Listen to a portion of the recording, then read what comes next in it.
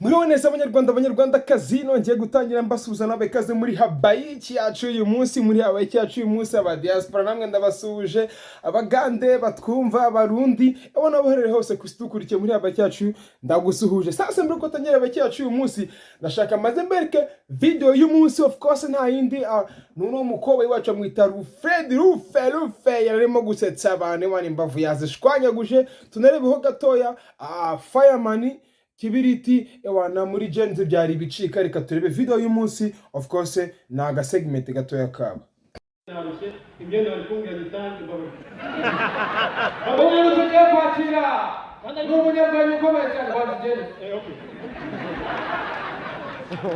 Tugiye kwakira umunyarwanda witwa Rufedege rero njapa mu bizaba batandukanye seka fest seka live Genzi ndetse niwe mu rugo amashwe cyane twakiriye Rufedege.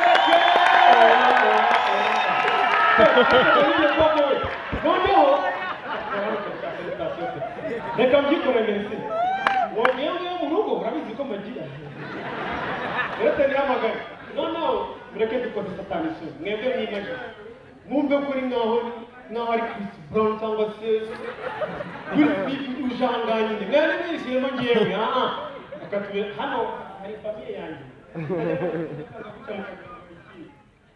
reka nongere nihamagara ikinyamaka byamutse twumve. Ladies and gentlemen, this guy, mesdames et messieurs, he's the one of the best comedians we have in Rwanda. He goes by the name Rufe. Ladies and gentlemen, put your hands together, especially ready for the one and only Mr. Rufe. He's a comedian.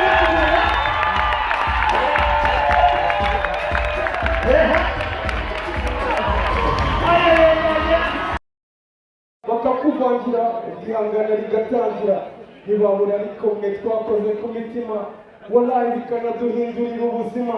Ngiki cyatumye twemera kuba intumwa za rubanda vugisha za leta vugwa.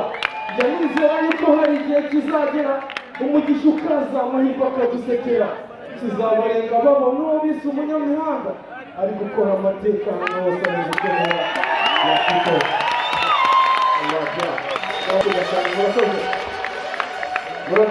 murakoze. Ibi ngibi byari nyirabyo umunsi naje bamumenye n'indirimbo zizakubita Imana izabigufashamo. Abasezeranye kuri Fireman, ladies and gentlemen. Urabona rero ko byari byiza byatari. Hanyuma rero tutarajya kure, reka turebe n'ifoto y'umunsi.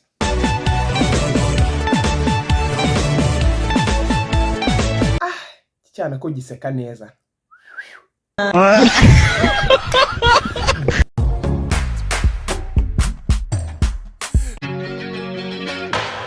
Habaye iki? Reka duhere mu gihugu cy'abaturanyi hano hirya muri Tanzania. Bamwita Diamond Platnumz Chibude amerewe nabi n'abagore abagore apana abagore bose muri rusange n'abagore bacu ntabwo baba tworoheye nubwo ngiye ntawe ngira.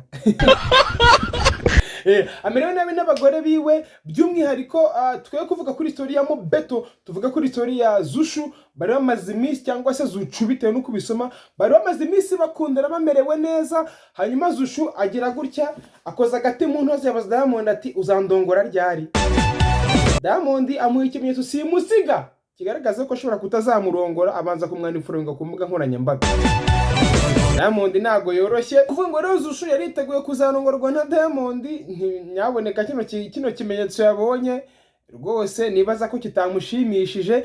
Zushu rero nibaza ko yari yiteguye cyangwa se yumvaga yuko azanongorwa na Diamond. Icyo twamubwira rwose Zushu komeza kwihangana, nawe yarihanganye, nawe ni wihangana y'umuzara w'ibisubizo.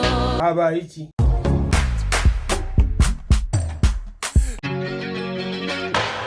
Zushu rero rwose pole sana. Tukiri kuvuga ku nkuru zo kurongora, dore ko mukunda kurongora kubi. Abanyamakuru babiri bakora kuri televiziyo na radio 10 cyangwa se TV and Radio 10 bakoze ubukwe cyangwa se umurenge mu yandi magambo, ng'abantu benshi batunguwe. Mu bantu batunguwe harimo n'abanyamakuru cyangwa se abandi bakozi bakoranaga nabo. uwo nguwo nta wundi ni Fifi ndetse na Giovanni, ngo abantu batunguwe harimo n'abakoranaga nabo.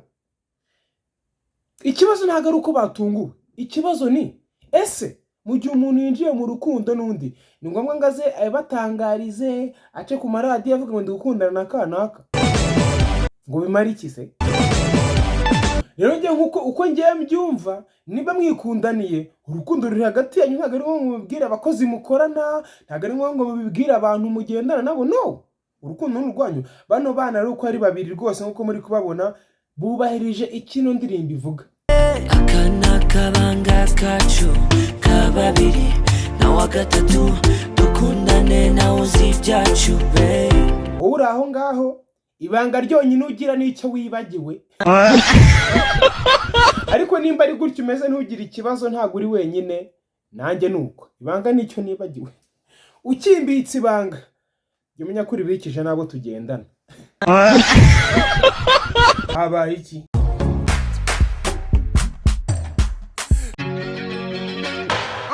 Ngo habaye iki? Ni mu majyepfo muri Muhanga, umwana agize gutya ajya ku ishuri yambaye ishati ya polisi.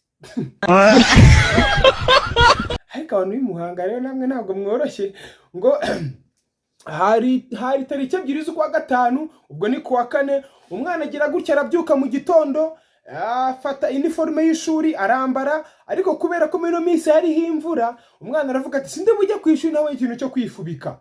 Yikoza mu cyumba cya mama we, asanga mama we yikoza mu cyumba cya mama we, asanga mama we ntawe uhari. Aravuga ati ariko hari agashati papa ajya yambara, reka nkikubitemo nanjye kaza kumfasha kakandinda imbeho. Umwana bagize gutya yikubise mu gashati, abarakambaye yikojeje ku ishuri. Akikoza ku ishuri abayobozi bati karabaye none uriya mupolisi nuwa hehe. Bakiriye basanga numwe mu banyeshuri babo, batangiye gukora iperereza ngo basanga ngo either ngo ishati papa ngo yajyaga yambara ngo akagira ahantu ajya kuyikoresha ibikorwa bitemewe. Abandi bati iyi shati rwose nubwo ari ya gipolisi papa w'umwana ntegeze agera mu ntuzenya mu bapolisi bago nta wigeze aba mu polisi na rimwe. Abandi bati papa w'uyu mwana isaburirwa irengero nyuma yuko iyi shati igaragaye cyangwa se iperereza ritangiye gukora ngo bamenyekane iyi shati aho yaturutse n'uburyo yagiye gukoreshwamo. Ibyo twavuze byose cyangwa ibyanditswe byose nanjye ntacyo mbivugaho, ko na polisi ubwayo cyangwa se umukuru wa polisi w'amajyepfo ntacyo yageze abivugaho. Genda inda yo gushyanuka ngo nkagira icyo mbivugaho, nkagira ngo ibyo mpamya ngo nibyo ngo nemeza ngo nibyo nenga, ntabyo nkoze. Reka tugereza rero turebe ese amakuru azaza avuga iki, azaza ahamya iki, nicyo nzababwira nanjye. Ibyo twavuze haruguru byose, ngo umwana wo muri Muhanga, ngo ishati, ngo polisi, ngo papa we, ngo kuburirwa irengero, ngo ntegeza mu polisi, bla bla bla, byose nibyo. Inkuru ko mwumvishe na nyine ko nayumvishe singe wahera. Abaye iki?